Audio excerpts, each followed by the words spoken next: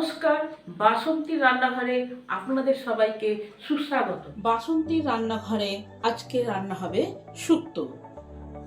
এখন ওয়েদার চেঞ্জের সময়, শীত পালিয়ে যাচ্ছে, গরম আগমন হয়েছে, বসন্তের আগমন, তাই এই সময় শুক্তোটা একটু মুখে ভালো লাগবে, সেই জন্য আজকে বানাচ্ছি অনুষ্ঠান বাড়ির মতো শুক্তো।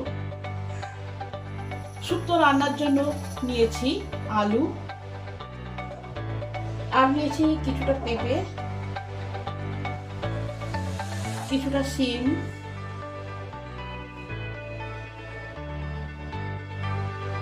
কিছুটা বিনস, কিছুটা রাঙা আলু, একটা কাঁচকলা, বেগুন, আর লাগছে উচ্ছে বা করলা, আর থাকছে কিছুটা ডাঁটা। সমস্ত সবজি আমি ভালো করে পরিষ্কার করে ধুয়ে কেটে নিয়েছি। শুক্তোতে লাগবে কিছুটা বড়ি, আর শুক্তোতে বাটা মশলা হিসাবে লাগবে 1 চামচ পোস্ত আর 1 চামচ সরষে। এগুলোকে ভালো করে মিহি করে বেটে নেব। আর মশলা হিসাবে থাকছে কাঁচা লঙ্কা, আদা আর খানিকটা জিরে। এইগুলোকে একসঙ্গে আমি বেটে নেব।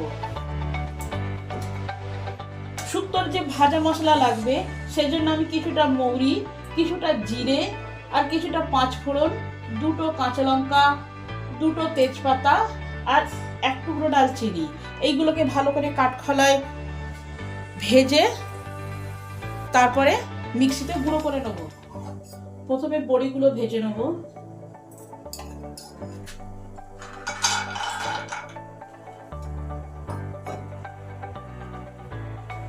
আজকে রান্না হচ্ছে অনুষ্ঠান বাড়ির মতন বা বিয়ে বাড়ির মতন শুক্তো। সবার প্রথমে বড়িগুলোকে ভালো করে লাল লাল করে ভেজে নিতে হবে। বড়িগুলো আমার ভাজা হয়ে এসেছে, এবার নামিয়ে নেব। এবার এই করলাগুলোকে ভেজে নেব। অনুষ্ঠান বাড়ির শুক্তোতে সমস্ত সবজিগুলো একটু মোটা মোটা করে কাটা হয়, সেইভাবেই আমি সব কেটেছি। সামান্য পরিমাণ নুন দিয়ে দেবো যাতে এটা উচ্ছেগুলো তাড়াতাড়ি ভাজা হয়ে যায়।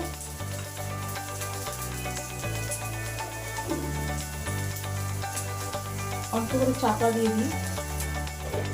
উচ্ছেগুলো আমার ভাজা হয়ে গেছে, 80 ভাগ সেদ্ধ হয়ে গেছে, আর বাকি 20 ভাগ গ্রেভিতে সেদ্ধ হবে।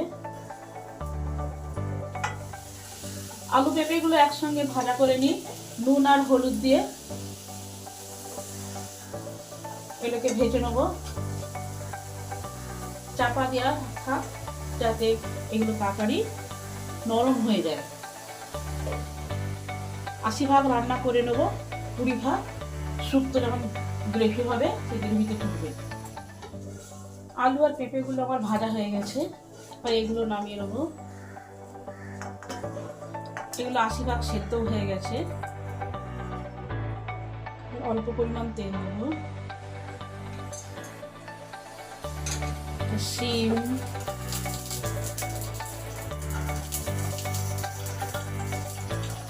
বিনস, আলু,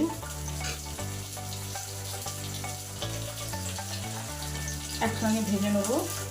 এগুলো একটু হাফ ভাজা হলে তারপরে ডাঁটা আর কলাটা দিয়ে দেবো, দিয়ে এগুলো ভাজা ভাজা করে নেব।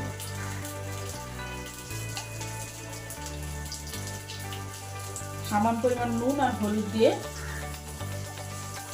নেড়ে চাপা দিয়ে দিই। এগুলোকে 80 ভাগ রান্না করে নেব।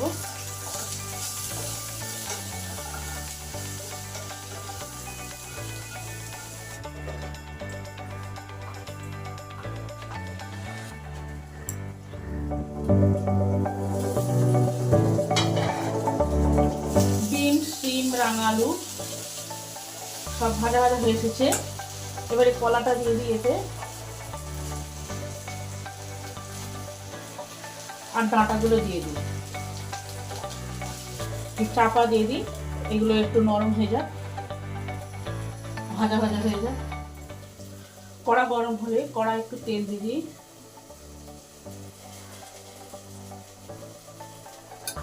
এবার দেবো 5 ফোড়ন, 2টো লঙ্কা, তেজপাতা। এবার আদা জিরে বাটাটা দিয়ে দিই, আদা জিরে কাঁচা লঙ্কা বাটা,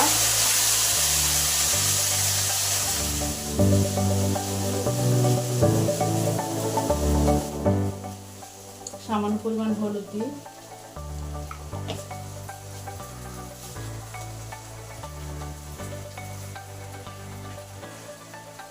এবার সর্ষে পোস্তর পেস্টটা দিয়ে দিই।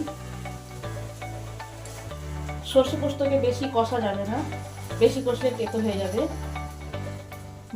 মশলাটা আমার কষা হয়ে গেছে, এবার এতে ভাজা আলু আর পেঁপেটা দিয়ে দেবো। তার সঙ্গে শিম, বিনস, কলা, ডাঁটা যে ভাজা আছে এগুলো সব দিয়ে দেবো। সঙ্গে মশলা একটু জলও দিয়ে দেবো, মশলা ধোয়া জলটা দিয়ে একটু কষে নেব যাতে মশলার এর ভিতরে ঢুকে। 5 মিনিট এই মশলাটা কষা হয়ে গেলে এতে জল দিয়ে দেবো। আর মশলাটা কষা হয়ে গেছে, এবার পরিমাণ মতন জল দিয়ে দিই।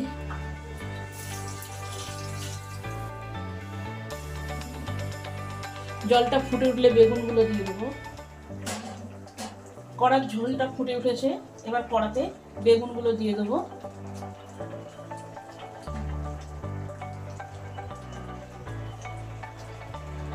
বেগুনগুলো এই গ্রেভির মধ্যেই সেদ্ধ হয়ে যাবে, খেতে সুন্দর লাগবে। এবার 5 মিনিট চাপা দিয়ে দিই, 5 মিনিটের মধ্যেই আমার শুক্তোটা রান্না রেডি হয়ে যাবে। এরপরে আমি উচ্ছেটা দেবো। আমার সব সবজি টবজি সেদ্ধ হয়ে গেছে সমস্ত গ্রেভির মধ্যে। এবার নামানোর আগে উচ্ছেগুলো দিয়ে দেবো, করলা ভাজাগুলো, আর এই বড়িগুলো দিয়ে দেবো।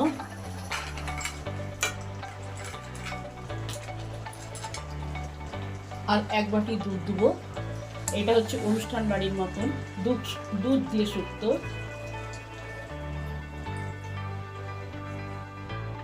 এটা ফুটে উঠলেই নামিয়ে দেবো। নামানোর আগে ভাজা মশলা আর একটু ঘি দিয়ে নামিয়ে দেবো। এবার ভাজা মশলাটা একটু দিয়ে দিই, একটা সুন্দর গন্ধ বেরোবে। মৌরি, জিরে, 5 ফোড়ন, তেজপাতা আর গোটা লঙ্কা একসঙ্গে ভেজে গুঁড়ো করেছি, সেটাই দিয়ে দিলাম।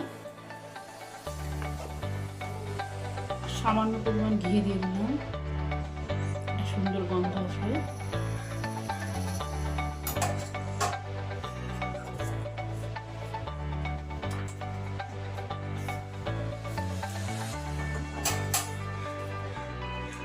রান্নাটা আমার রেডি, রান্না হয়ে গেছে অনুষ্ঠান বাড়ির মতন শুক্তো। আপনারা এইভাবে রান্না করে খেয়ে দেখবেন, ভালো লাগলে জানাবেন। রেসিপিটা যদি ভালো হয় তাহলে চ্যানেলটাকে সাবস্ক্রাইব করে দেবেন।